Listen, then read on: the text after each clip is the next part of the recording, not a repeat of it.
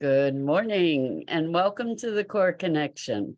I'm Mira Rubin here with you on Enlightened World Network. And today's topic is Beyond Time. I'm really excited to talk about this today and how we can move beyond time to access healing capabilities that might not otherwise be accessible. In other words, we get to do the quantum healing thing. And I think it should be a really fun conversation. But before we get started, hey, Rosalind, good morning. Good morning. It's great to be here with you. We're talking about beyond time today. In other words, quantum healing. But before we get started, let's take a minute or two to get present. So let's take a deep breath in through your nose and hold it.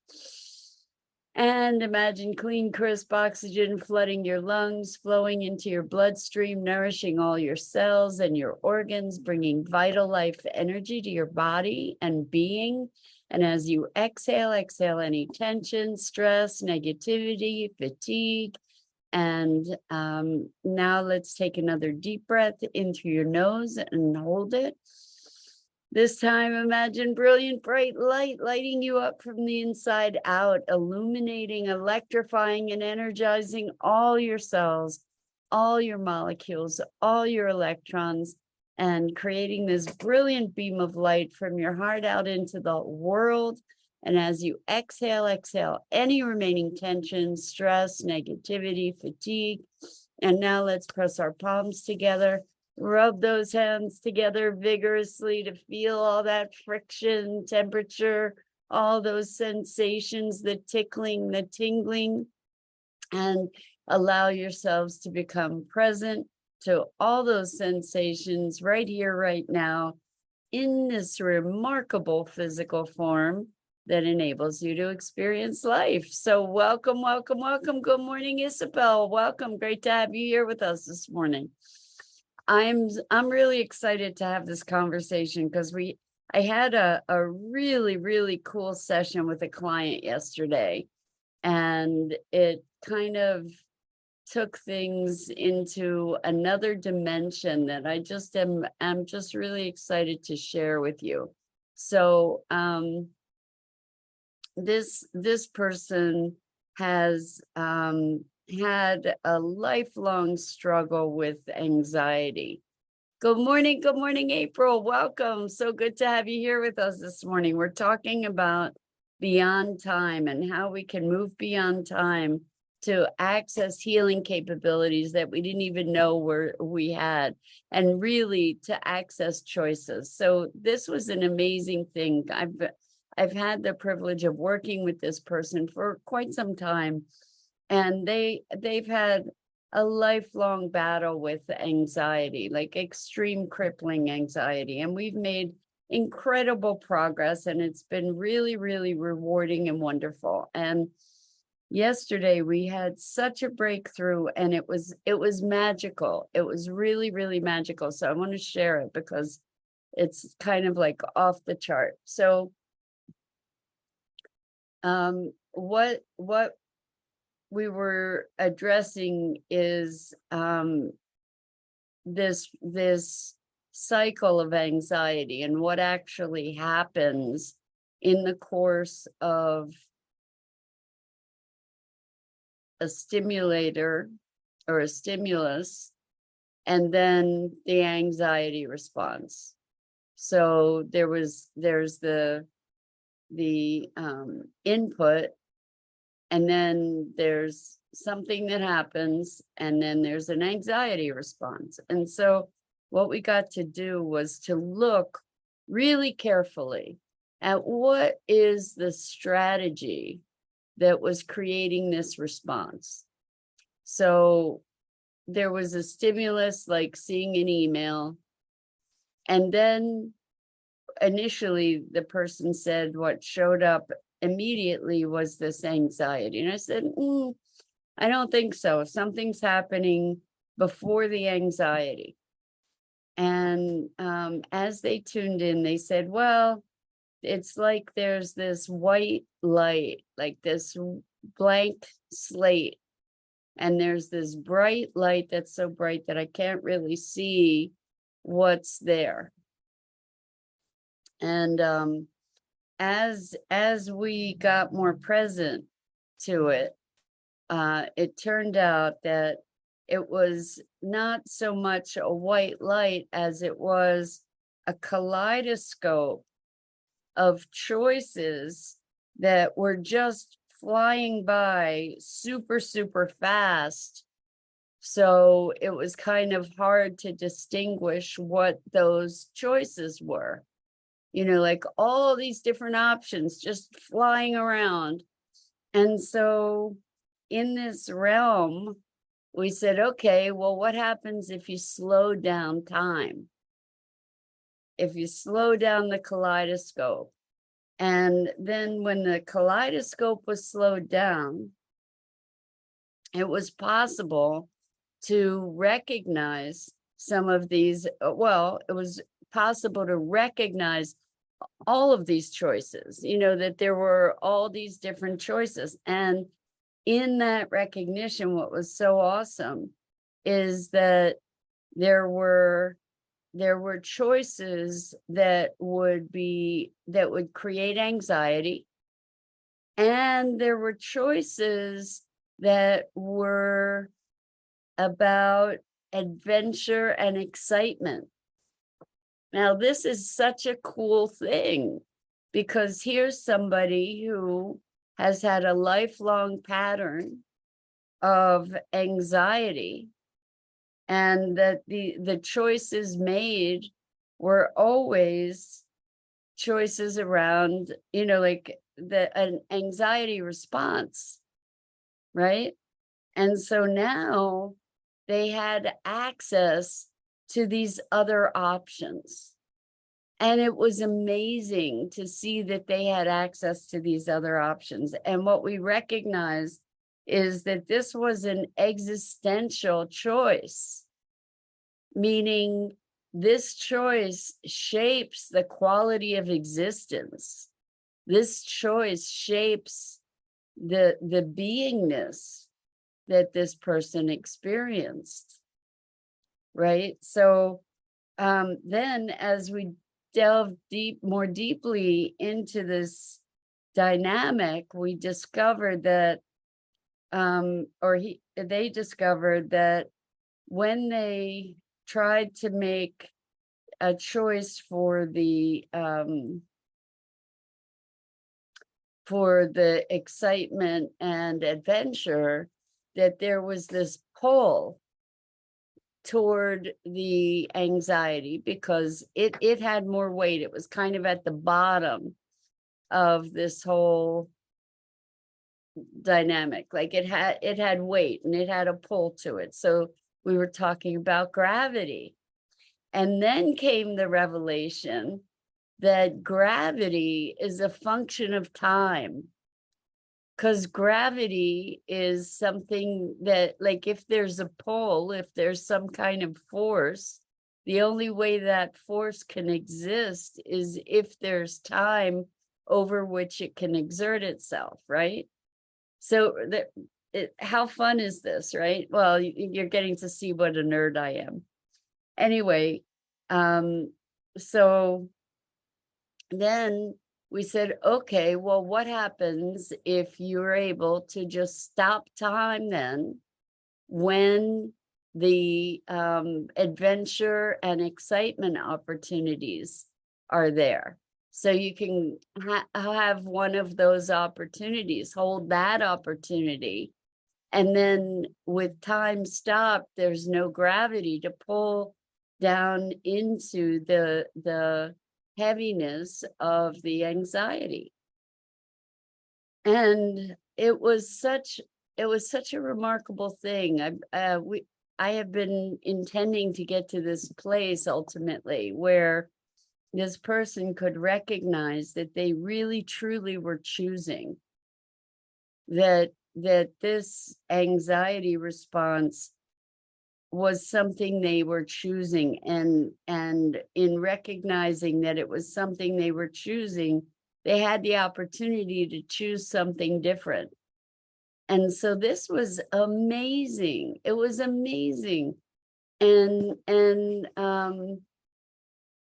they looked at, seeing this existential choice, they were able to recognize all the times in their life when they had chosen anxiety, and all the time, all of this life experience, that they, these other choices were actually available, but they didn't see them because the choices had gone by so fast, and the pattern of anxiety was so deeply entrenched that they hadn't even been aware that there was a choice. And that in itself was a very weighty revelation, which, as painful as it was further impetus and further incentive to be able to choose the adventure and excitement, right? Like a deeper reinforcement of, hey, let's not waste any more time with this this anxiety stuff.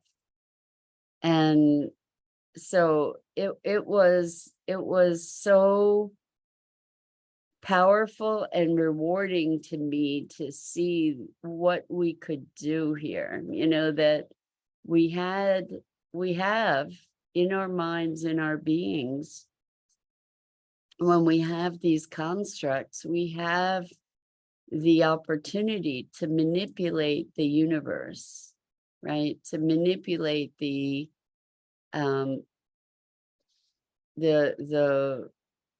laws of the universe, so to speak. We can speed up time, we can stop time, we can slow down time, we can reverse time, in our capacity for conceptualization.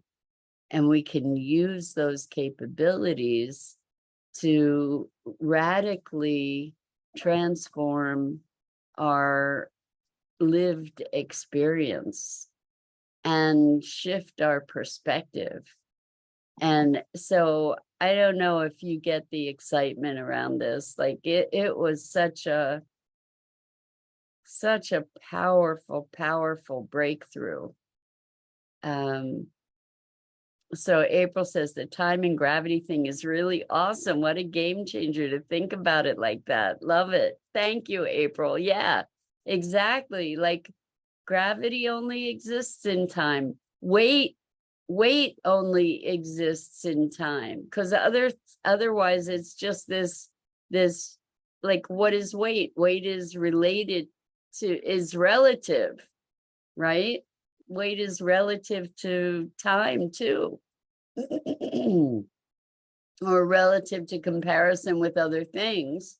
So, what was awesome was that by stopping time, the pull of this thing was stopped. Gravity was stopped. Weight was stopped. It was just the coolest revelation, and gave me such a much deeper understanding of like the forces of the universe, and how the construct of time is what is animating, well, literally animating everything, right? So when we animate the universe, then we have things like gravity and force and weight and all these other things. But without time, we're able to transcend that stuff, which is it was just the coolest revelation all the way around.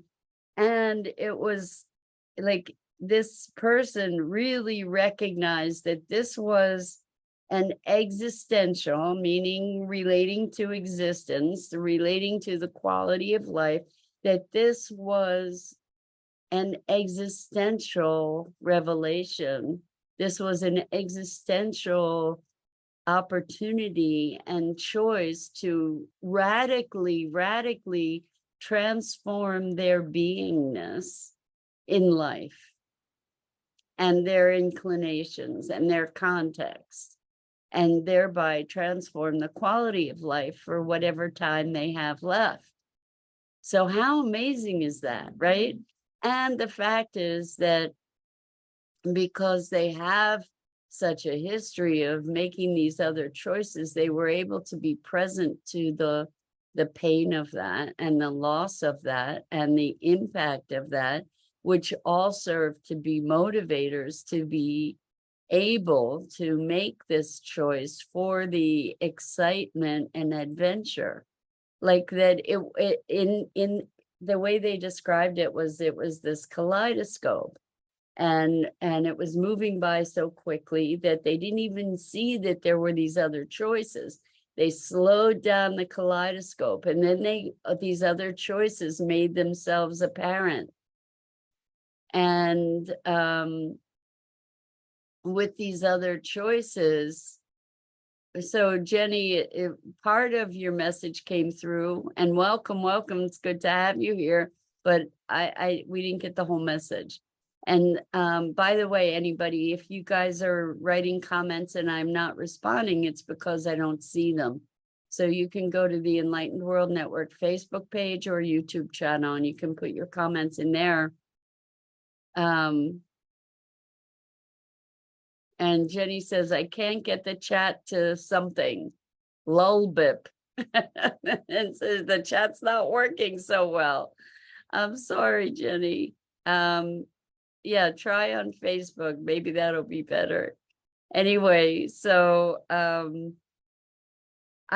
just am so excited about this because I know that we're masters of the universe. You know, I know that we create our experience.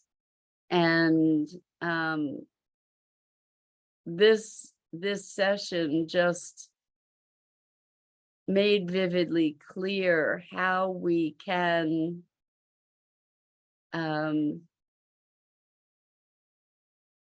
manipulate our,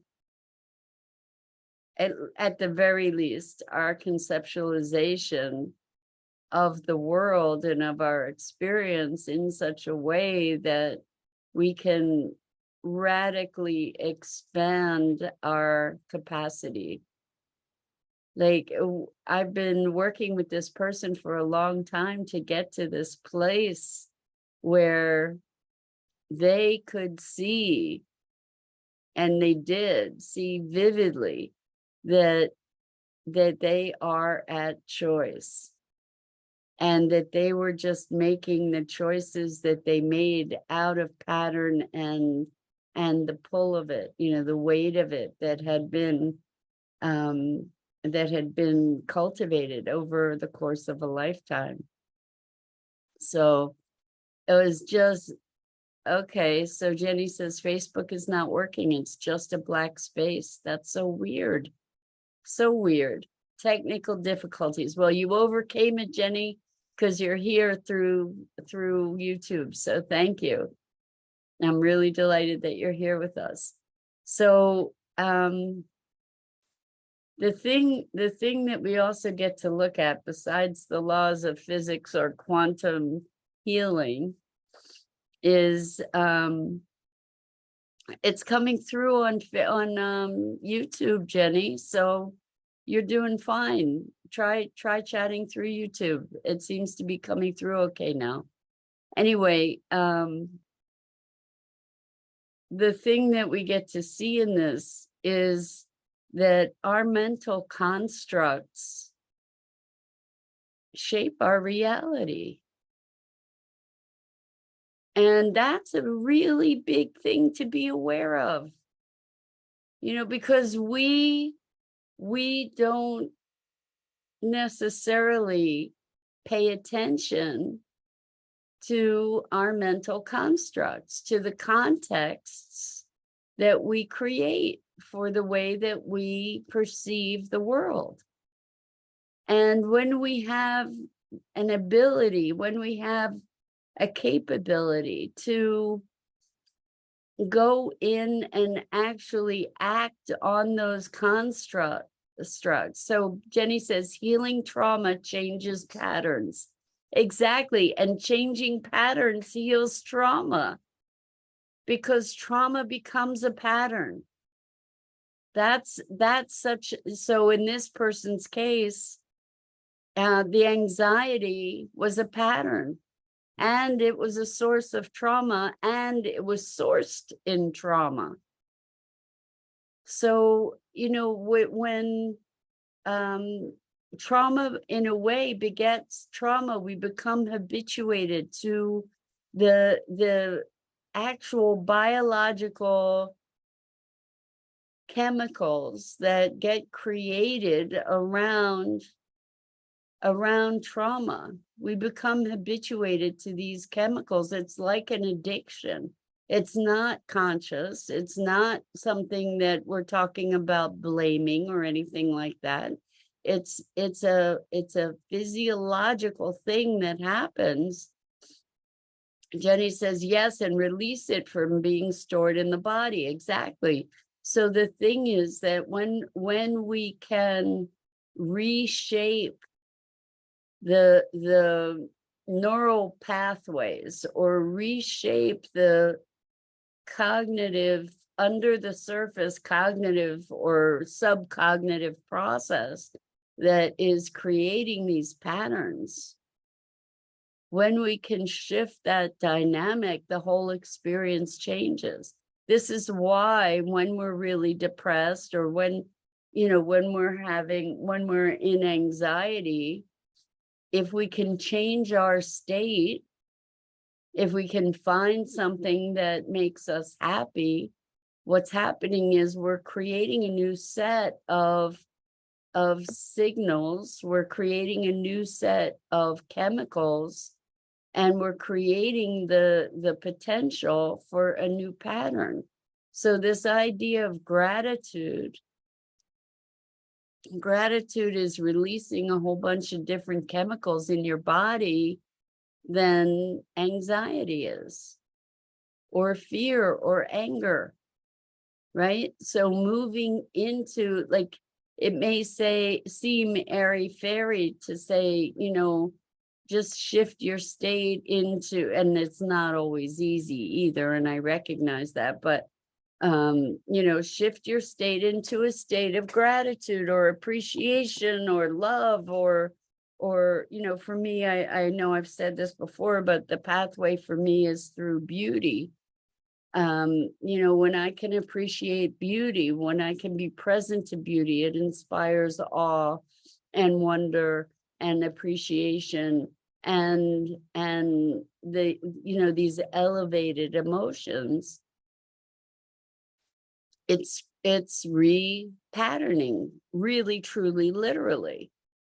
And so when we have these habits of depression, or of trauma, or of anxiety, or of anger, when we have these patterns, shifting to another state is part of shifting that pattern, and it is a physiological thing.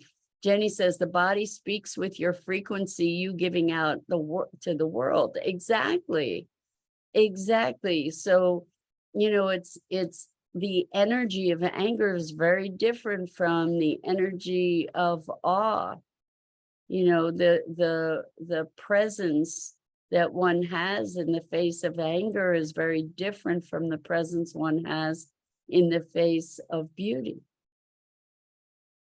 It's just radically different frequency, different energy, different chemicals, different thoughts, different physiology. Our muscles and our body's going to be expressing, going to look different if we're angry than if we're in awe. So Jenny says that frequency attracts your reality and people that are of like frequency. Yes, exactly. And opportunities. And so being in this place of of appreciation, and everything is okay, even if the circumstances in the world don't look like it's okay. To be in this state of it's okay, I'm okay, it is going to be attracting very different circumstances and opportunities than I'm afraid and it's a dangerous world. It's just gonna, it's just how it works. So that's it for this morning, but I just invite you to step into the quantum dimension to find new possibilities, new choices.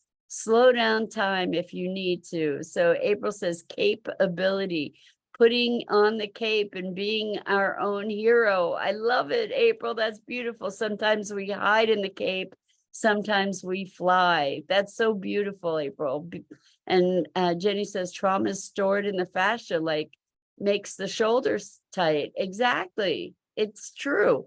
Anyway, guys, I love you and I am so grateful for this time together. And I hope that you can get the excitement and the potential available in this way of thinking and take it forward into your own life. So much love to you. I'm Mira Rubin. This is the Core Connection.